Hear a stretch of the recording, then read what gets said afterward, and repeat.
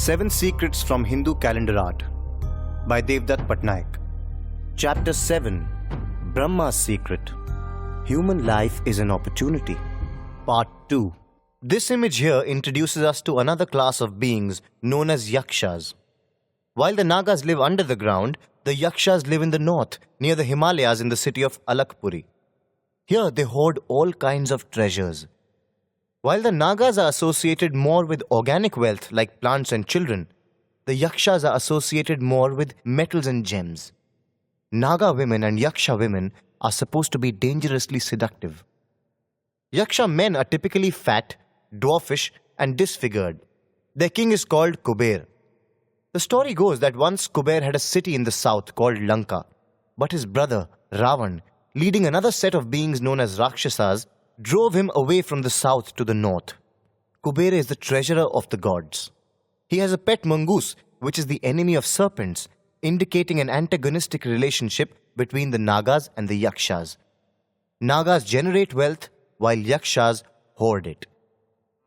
The Jyotish Shastra, Vastu Shastra, and worship of Nagas and Yakshas are aimed at manipulating the forces of time and space to make fortune flow in a particular direction.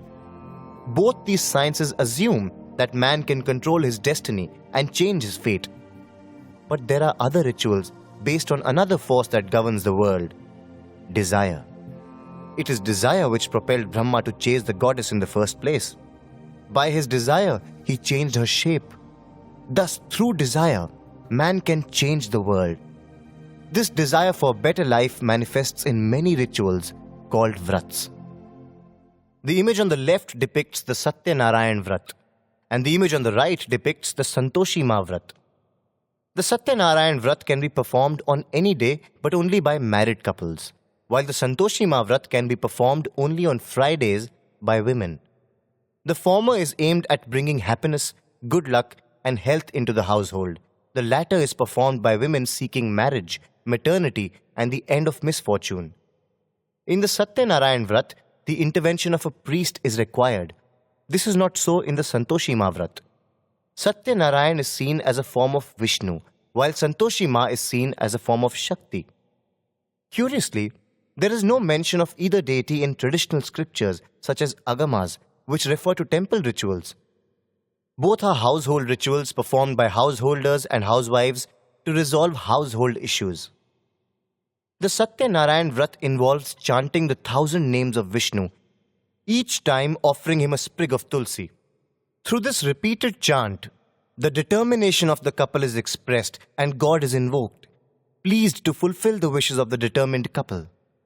For the Santoshi Ma Vrat, the woman eats only one meal every Friday, makes offerings of gram and jaggery to the deity, and avoids all sour things.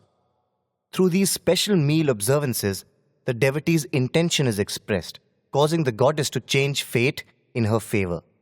In both vrats, stories are narrated. The stories tell of merchants who face misfortune when they abandon their respective deities, and who regain fortune when they once again show due regard for the deity. These rituals are simple, aimed at invoking deities and expressing one's desire through choreographed observances, such as fasting, changing, hearing tales, singing songs, staying awake through the night, visiting holy shrines, and bathing in holy ponds and rivers. Seeking a boon and a blessing from a god, a goddess, or a goddess is considered a good thing, and the best way to overturn the vagaries of fate. The rituals of the common man in Hinduism clearly show a greater focus on the simple material pleasures of life, but the scriptures state that material world must only be the means, not the end of life. The material world will inevitably and eventually cause sorrow, for such is its nature. It changes constantly. Tragedies are signposts directing us towards the true purpose of life, the original purpose of Brahma, the purpose that existed before he sprouted many heads, to truly understand the self. This image here shows Vishnu rescuing an elephant from the jaws of a crocodile. That elephant is man who is enchanted by material world. He deludes himself into believing that the purpose of life is name, fame, wealth, and power. So he behaves like an elephant, enjoying the lotus lake, only to find himself trapped in a crocodile's mouth. The crocodile represents the pain and misery that results when one seeks such pleasures in the material world. The inescapable frustration, the invalidation, the rage, and the regret.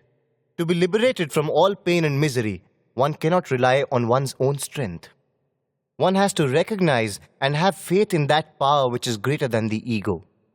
This power is called God, the divine within. In this image, it manifests as Vishnu. Thus, all humans have an option.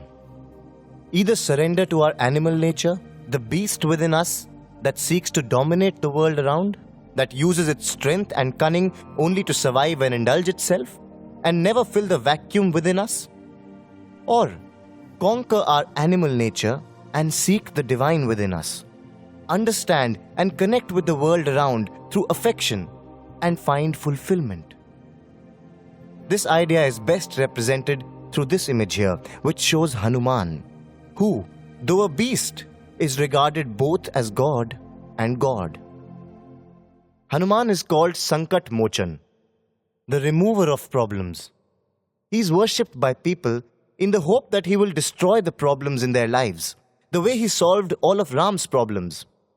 He is the god who can overpower Shani, the lord of Saturn who delays things. He is the god who can overpower Rahu, the lord of eclipses who hides things. Monkeys represent the restless and curious mind. Hanuman is a mind that is focused on God. Ram, as God, rests in Hanuman's heart. And this faith in God has made Hanuman powerful. It helps him triumph over the vagaries of fate. It helps him use his free will not to change material reality, but to be patient with it. Hanuman, though animal, is nobler than most human beings. He helps everyone selflessly and does not crave power. He is self-contained in his love for God, which manifests as his love for humanity. He is described as celibate, which means he is unlike Brahma. He does not chase the goddess in lust. He has no desires and accepts his destiny. He is at the feet of Sita and Ram, as shown in this image here, content to serve goddess and God, material and spiritual reality. If a monkey can become God, so can man. Thus there is still hope for Brahma, the unworshipped god. Why is the creator in Hindu mythology not given the same status as the preserver or the destroyer? 7 Secrets from Hindu Calendar Art by Devdutt Patnaik. Chapter 1, Ganesha's Secret